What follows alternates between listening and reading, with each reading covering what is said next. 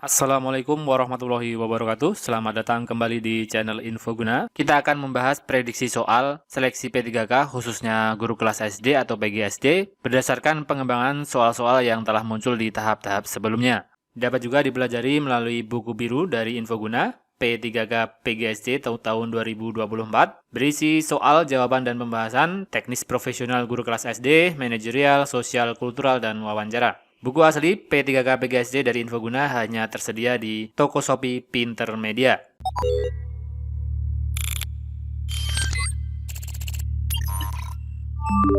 Perhatikan operasi hitung berikut. 25 ditambah 3 dikalikan 10 dikurangi 50 sama dengan.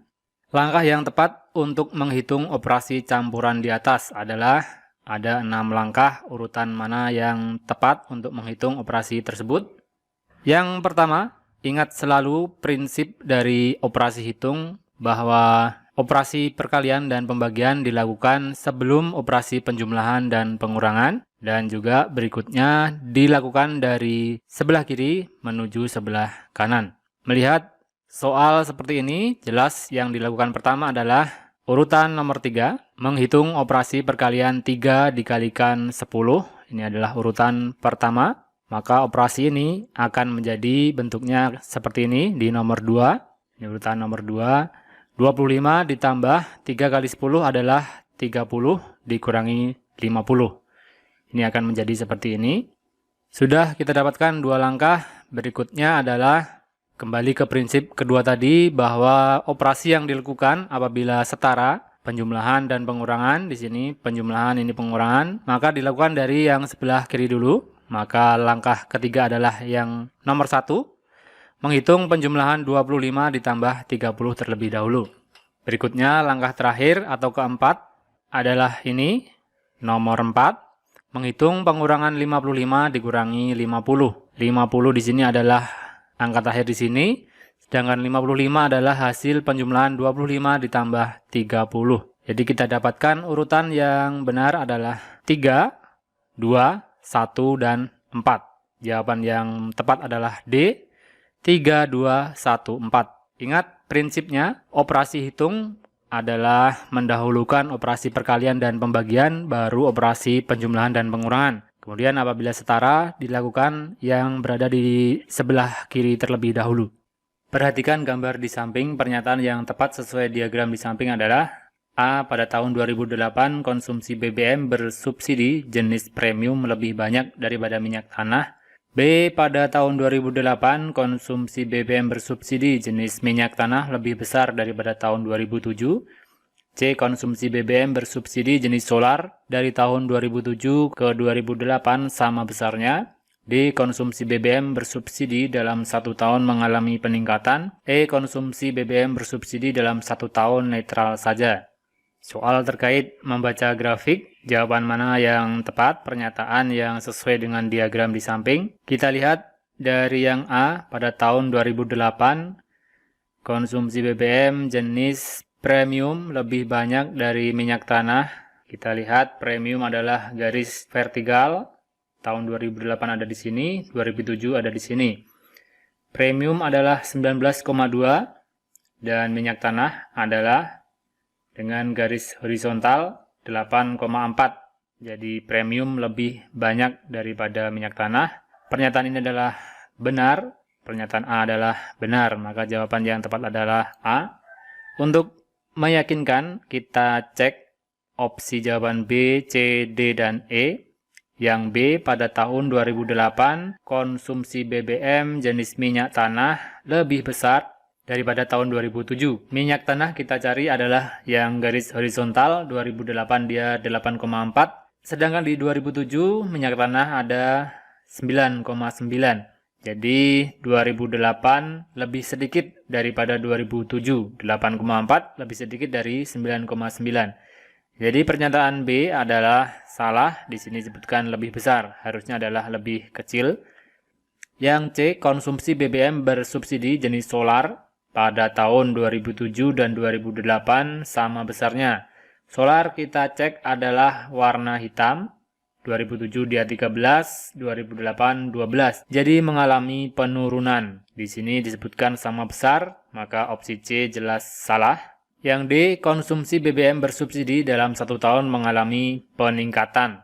Kita lihat sekilas totalnya, kita lihat jelas 43,9 menjadi 40,1 di 2008. Jadi mengalami penurunan. Maka pernyataan D mengalami peningkatan jelas salah.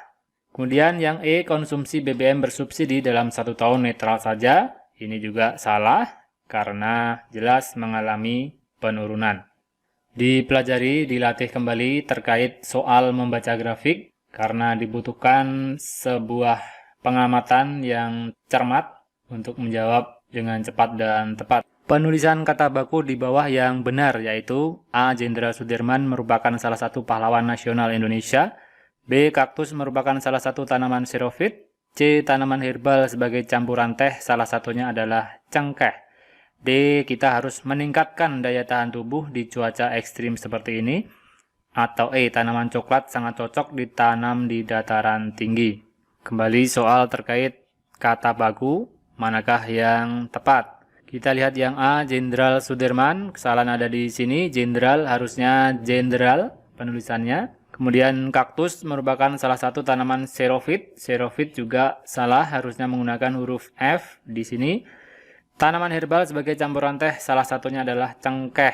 Kesalahan ada di sini, harusnya adalah cengkih menggunakan huruf I. Kita harus meningkatkan daya tahan tubuh. Opsi jawaban D, di cuaca ekstrim. Ekstrim sudah tepat, tulisannya adalah seperti itu menggunakan huruf E. Yang E, tanaman coklat sangat cocok ditanam di dataran tinggi. Coklat harusnya menggunakan huruf E di sini, coklat.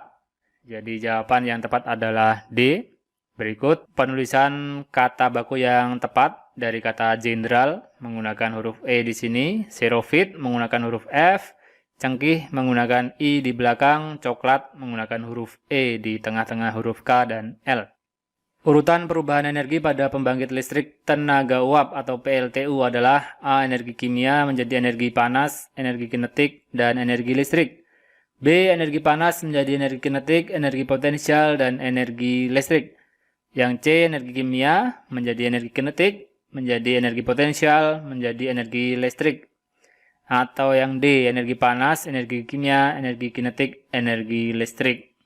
Pembangkit listrik tenaga uap.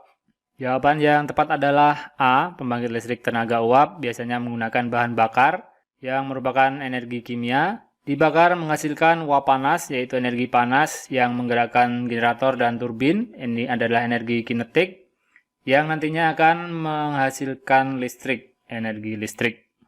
Sebuah balok bermasa 3 kg diberi gaya F dan bergerak dengan percepatan 2 meter per second kuadrat seperti gambar berikut. Balok tersebut kemudian ditumpuk dengan balok lain bermasa 2 kg. Percepatan sistem balok dengan F yang sama atau dengan gaya yang sama menjadi, ini sebuah soal, pengembangan soal dari gaya, percepatan, dan massa balok 1 ditambah dengan balok yang lain dengan gaya yang sama. Penyelesaiannya adalah seperti pada layar. Sudah diketahui massa 1 atau M1 adalah 3 kg di sini.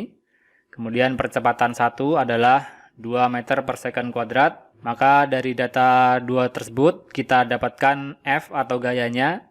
F adalah massa dikalikan percepatan. Maka 3 di sini 3 dikalikan 2 percepatannya, hasilnya adalah 6. Didapatkan F adalah 6 Newton. Kemudian balok tersebut ditumpuk lagi dengan balok lain bermasa 2 kg.